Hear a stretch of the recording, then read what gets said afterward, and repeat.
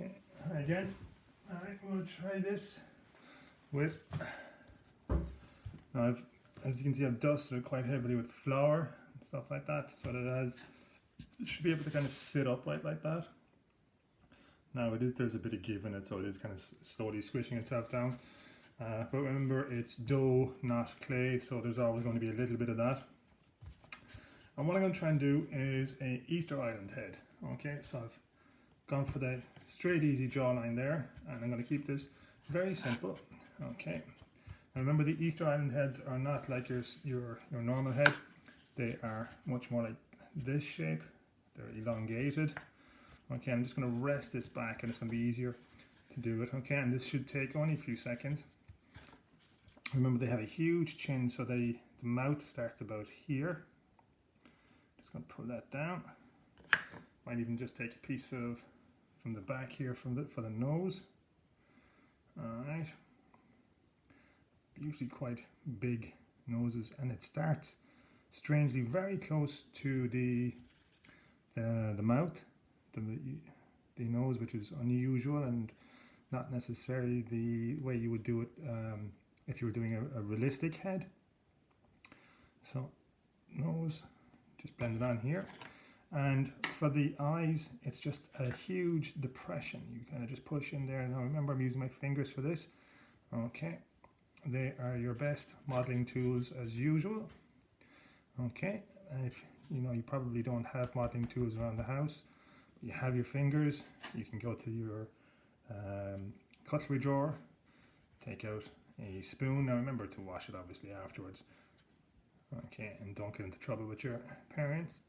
Okay, so very much a flat face, quite angular, and this is very similar. A lot of cultures had this as a kind of a starting point for their faces way back when.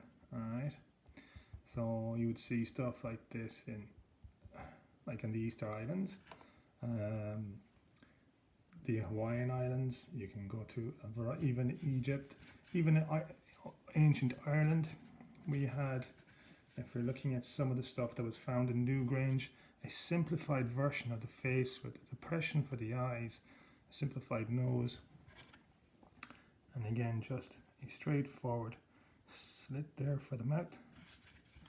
Okay, and again just using my fingers. Alright, and I'm going to keep this pretty square.